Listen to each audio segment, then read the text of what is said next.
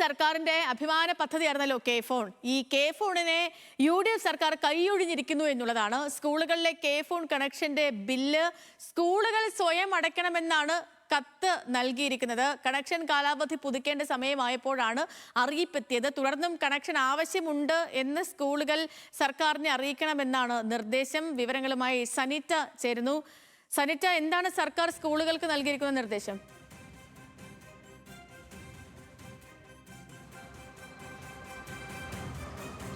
തീർച്ചയായിട്ടും സേതു നേരത്തെ സൂചിപ്പിച്ചതുപോലെ തന്നെ ഇടത് സർക്കാരിന്റെ അഭിമാനകരമായ ഒരു പദ്ധതിയായിരുന്നു കെ ഫോൺ.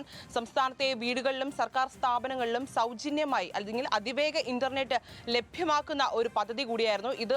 ഇതുമൂലം നിരവധി സ്കൂളിൽ സംസ്ഥാനത്തെ 6000-ലധികം സ്കൂളുകൾക്കാണ് ഈ സേവനത്തിലൂടെ അല്ലെങ്കിൽ ഈ പദ്ധതിയിലൂടെ ഇത്തരത്തിൽ വലിയ തോതിൽ ഇത്തരത്തിൽ സ്പീഡ് ഇന്റർനെറ്റ് ലഭിച്ചുകൊണ്ടിരുന്നത്.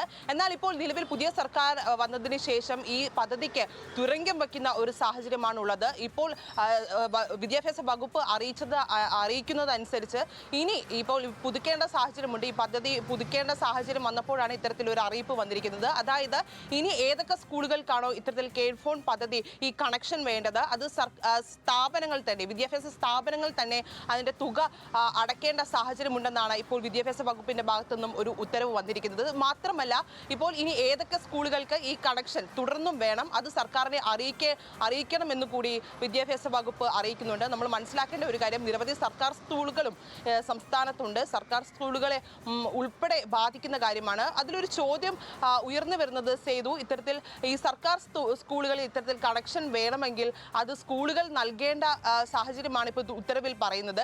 എന്തിന് ഈ സർക്കാർ സ്കൂളുകളിലെ ഇത്തരത്തിൽ കണക്ഷൻ ഈ സേവനം ലഭ്യമാക്കുന്നത് മൂലം സർക്കാർ സ്കൂളുകൾ എന്തിന് ഈ പണം നൽകണം എന്നുള്ളൊരു ചോദ്യം കൂടി ഉയരുന്നുണ്ട്. അതായത് സർക്കാർ സ്കൂളുകളിലെ കാര്യങ്ങൾ അല്ലെങ്കിൽ അതിൽ എന്തൊക്കെ ആവശ്യമായുള്ള ചെലവുകൾ വഹിക്കേണ്ടത് സർക്കാർ തന്നെയാണ്.